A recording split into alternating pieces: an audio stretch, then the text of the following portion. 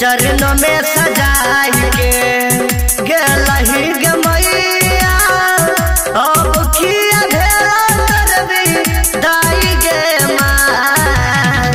चरणों में सजाई के गइल रुआई के भेलो किया गलती रुआइल गे माँ।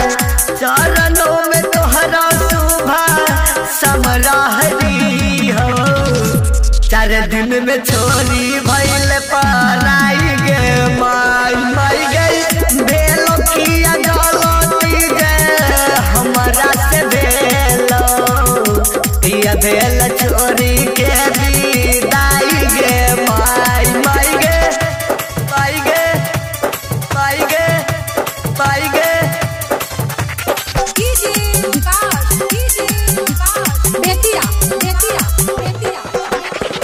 शारदा रिकॉर्डिंग स्टूडियो कटिहार समेली चांदनी चौक चौराहा।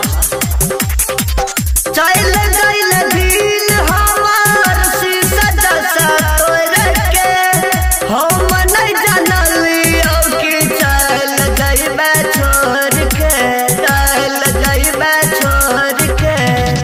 चल गइल दिल हमार शीशा जैसा तोड़ के हम नहीं जानलियो कि चल गइबे छोड़ के। कैसे के जीवो हे गई मैया कैसे कटत रतिया 365 गे माँ।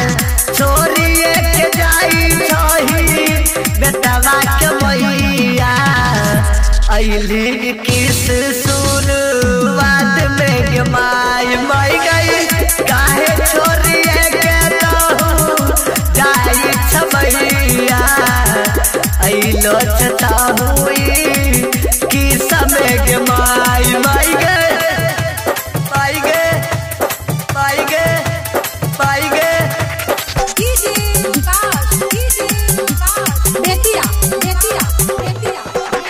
शारदा रिकॉर्डिंग स्टूडियो कटिहार समेली चांदनी चौक चौराहा।